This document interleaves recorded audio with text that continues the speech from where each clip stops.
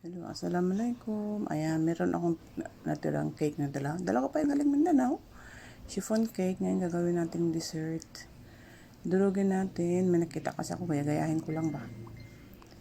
Ayan, durugin natin. I-flat natin sa ilalim. Ayan. Dalawa ang ginawa ko dyan. Kaso, yung niluto ko, kasi lang sa isa. Kaya may natira pang isa. Ayan. Yan ang natira. Hindi ko nalagyan ng ginawa ko na dessert. Ayan. Idindin lang natin. Gaya-gaya tayo eh. Gaya-gaya lang ba? Gaya-gaya. Kung anong makita. Kasi sayang eh.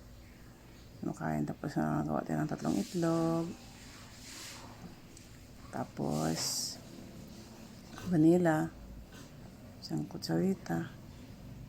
Ginaya ko lang yan sa nakita ko. Tapos ang latang iba. Kalahating condensed din. Yan. Kalahating condensed yan. Tapos binutasan ko pa ng malaki. Tapos lalagyan ng cornstarch. Ayan, 3 kutsara. Bati-batihin, halo-haloin lang. Pag nahalo na, doon sa kaldero. Kasi pakukuluan natin siya. Hindi pakuluan, sisimmer lang.